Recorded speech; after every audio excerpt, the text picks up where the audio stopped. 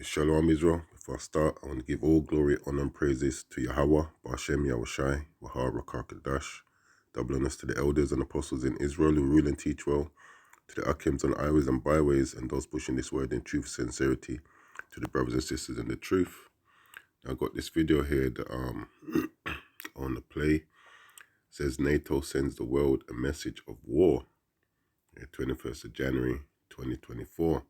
Says all 31 countries of NATO, along with Sweden, World War III.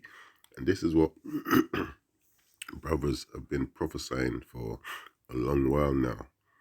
You know, that there's going to be a third world war. And how do we know this? Because the scriptures, you know, the Bible lets us know that the words that are in the Bible are faithful and true. You know, they're coming from the Most High. Let me quickly bring this out. This is Isaiah 47.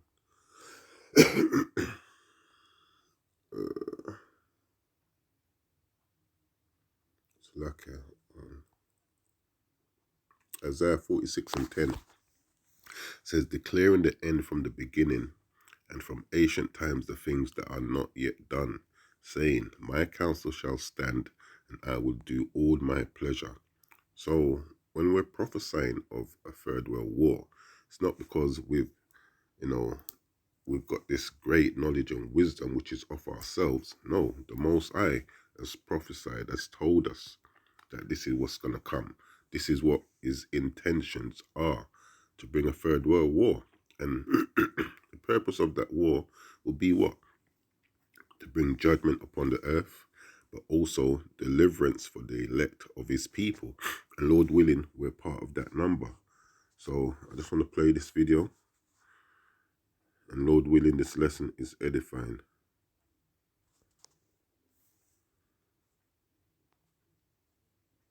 90,000 forces from all 31 allies, plus our good partner, Sweden.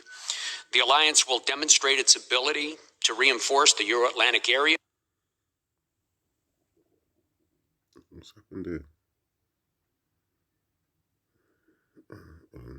Start off this press conference with an opening statement. We today announced the kickoff of Exercise Steadfast Defender 2024, which commences next week and runs through May. Steadfast Defender 24 will be the largest NATO exercise in decades, with participation from approximately 90,000 forces from all 31 allies, plus our good partner, Sweden.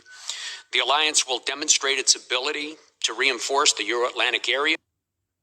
So you hear that? It says all 31 countries of NATO, along with Sweden. So this is what we're telling people, man. Get yourselves right with the Most High before it's too late. Time's running out. This is Isaiah chapter 13. And I'll start at verse 4. It says, the noise of a multitude in the mountains, like as of a great people, a tumultuous noise of the kingdoms of nations gathered together. And what's happening?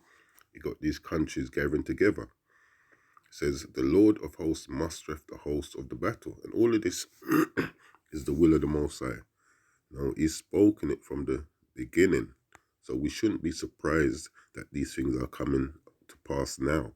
Those that are actually surprised are those who are ignoring the warning signs, so that when it does come, they're taken by surprise. But really and truly, there should be no need for surprise. It says they come from a far country, from the end of heaven, even Yahweh and the weapons of his indignation to destroy the old land. And those weapons of indignation would be what? The nuclear weapons that they will be using, because this will be a nuclear war ultimately. It says, Auli, for the day of Yahweh is at hand. It shall come as a destruction from the Almighty. Therefore shall all hands be faint, and every man's heart shall melt. Yeah, all you tough guys who are tough now, you know, those who want to scoff, who want to mock the word of the Lord, in that day, you know, it says, therefore shall all hands be faint. You know, your heart's going to give away, man, and every man's heart shall melt, and they shall be afraid. Pangs and sorrow shall take hold of them. They shall be in pain as a woman that travaileth. They shall be amazed at one another. Their faces shall be as flames.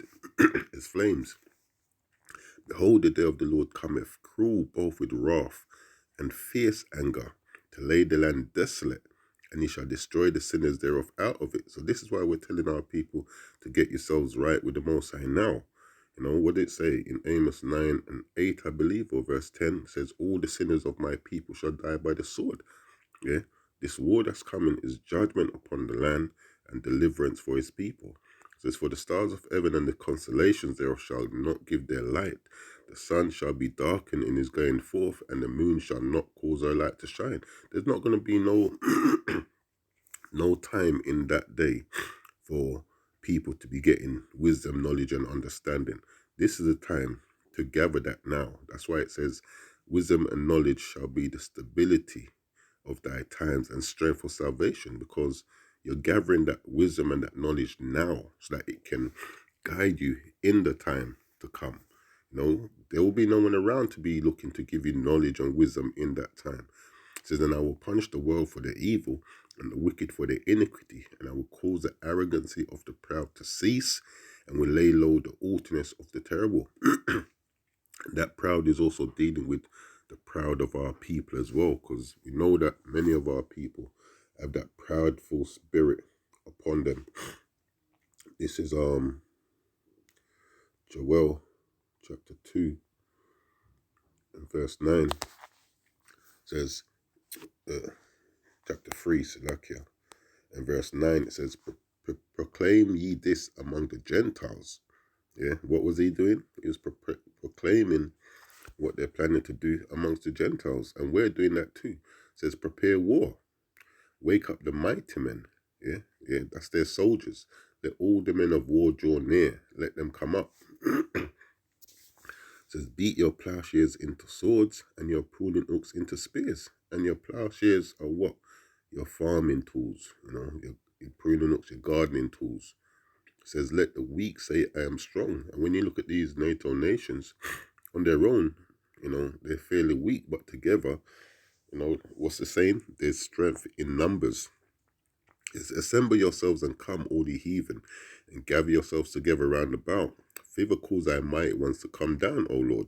And as we read in Isaiah chapter 13 and 4, it's the Lord that's mastering the host of this battle. It says, let the heathen be weakened and come up to the valley of Jehoshaphat. Yeah? For there will I sit to judge all the heathen round about. So that's what I'm saying. You know, this war is what? One of judgment and one of deliverance. It says, put ye in the sickle, for the harvest is ripe. Come, get you down, for the press is full. The fats overflow, for their wickedness is great. Multitudes, multitudes in the valley of decision, for the day of the Lord is near in the valley of decision. And that's what we're telling you, man. This thing is near, nearer than we may perceive it to be. This is Habakkuk chapter 2. And I'll start at 1. It says, I will stand upon my watch and set me upon the tower, and will watch to see what he will say unto me, and what I shall answer when I am reproved. And that's what we're doing. We're standing on our watch. We're letting you know what's happening, you know, reading the times, you know, looking at the prophecies and revealing it to our people. Yeah, so that you're not caught unaware. It says, and Yahweh answered me and said, write the vision and make it plain upon tables, that ye may run that readeth it. And the vision's been written, and we're now making it plain. We're giving you the understanding.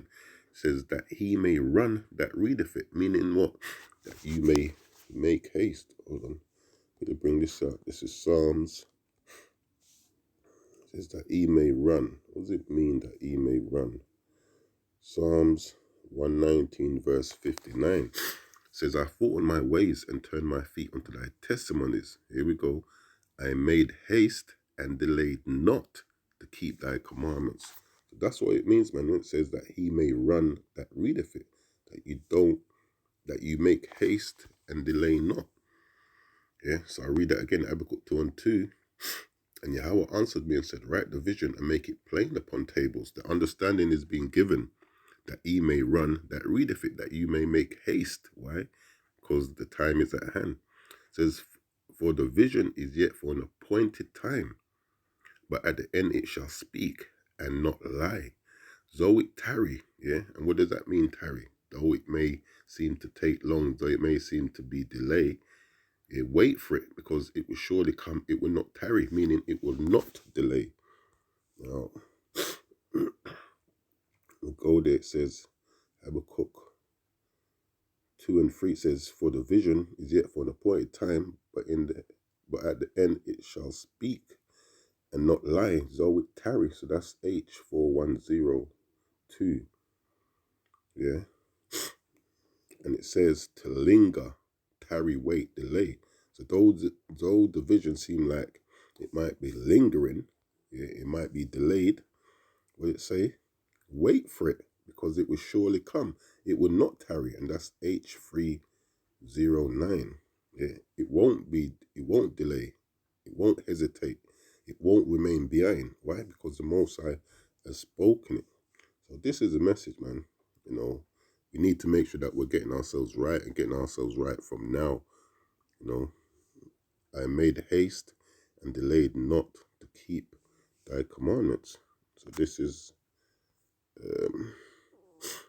Revelation chapter 11, verse 14. And I'll close with this. It says, the second woe is past, and behold, the third woe cometh quickly.